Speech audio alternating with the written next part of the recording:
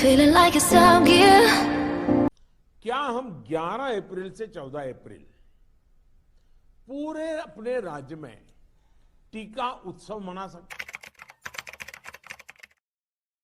PM Narendra Modi ji ने 11 अप्रैल से 14 अप्रैल को वैक्सीनेशन उत्सव मनाने को कहा था पूरे देश में वैक्सीनेशन को बढ़ावा देने के लिए।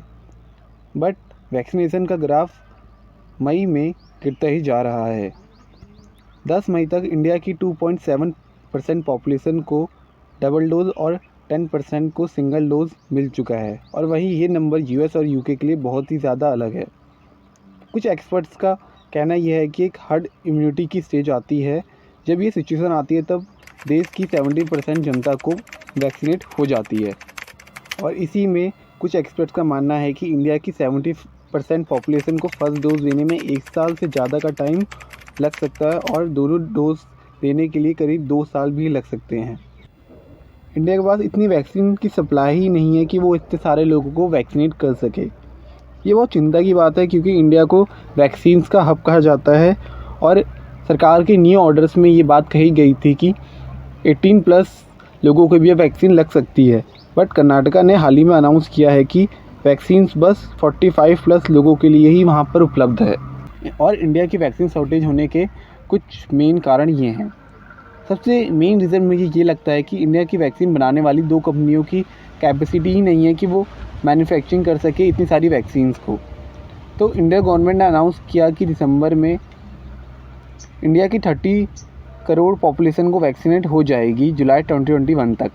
दिस मीन्स इंडिया के हर एक व्यक्ति को 60 करोड़ डोसेज चाहिए, और ये 6 मंथ्स में पूरे करने हैं। मतलब हर फैक्ट्री को 10 करोड़ पर मंथ बनाने पड़ेंगे, और भारत सीरम इंस्टीट्यूट की मैन्युफैक्चर कैपेसिटी है 7.5 करोड़ डोजेस पर मंथ। ये जुलाई तक 11 करोड़ हो जाएगी। पर हमें ये भी नहीं सोचना चाहिए कि भारत सीरम की सारी वैक्सीन्स हमारे लिए ही हैं, बल्कि ये कोवैक्स नामक बाहर की एक कंपनी के लिए भी काम करती है, जिसको इनको कमिट किया था कि 40% वैक्सीन कोवैक्स को देनी है। इंडियन गवर्नमेंट इस वैक्सीन शॉर्टेज के लिए बहुत कुछ कर सकती थी, पर उन्होंने करा नहीं। वो इन कंपनियों को एडवांस ऑर्डर भी दे सकती थी, जिससे इनकी कैपेसिटी बढ़ाई जा सके। पूनावाला ग्रुप्स के चीफ ने एक इंटरव्यू में बताया कि उनके कंपनी की कैपेसिटी इसलिए नहीं बढ़ाई क्योंकि सरकार से कोई प्रेशर या कोई ऑर्डर था ही नहीं। फर्स्टली सरकार को ये लगा कि हम फर्स्ट वेव से बच चुके हैं, तो शायद सेकेंड वेव आए ही ना।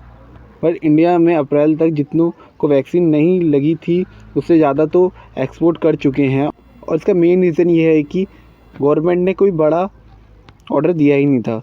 इंडिया ने फर्स्ट ऑर्डर दिया था जनवरी में 1.6 करोड़ डोजेस का, और फेब में 1.5 करोड़ डोजेस का। वहीं मार्च में सेकेंड वेव आ गई थी, जिसकी वजह से सरकार ने थोड़ा बड़ा ऑर्डर दिया, और दिया मार्च में 10 करोड़ डोजेस का, और इन सबको मिला के भी बस 15 करोड़ डोजेस ही होते हैं। और सरकार की इन ख़राब प्लानिंग की वजह से आज इसका भुगतान एक आम आदमी को करना पड़ रहा है। और पूनावाला जी ने ये भी कहा था कि इंडिया में वैक्सीन शॉर्टेज हो सकती है जुलाई तक का, जिसकी वजह से इंडिया में 3rd और 4th वेव भी आ सकती है। अब सरकार के पास इनके सॉल्यूशंस भी हैं। फर्स्ट सॉल्यूशन ये है कि government need to be more transparent. Government को अपनी जो भी वैक्सीनेशन की सिचुएशन है वो इंसान के सामने, एक नॉर्मल नागरिक के सामने रखनी चाहिए।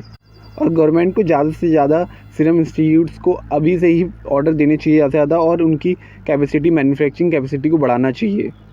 थर्ड रीज़न ये है कि government need to be planned in future threats of COVID. मतलब कि सरकार को पहले से ही ध्यान देना चाहिए आने वाली समस्याओं पर कि जो कोविड से आने वाली है।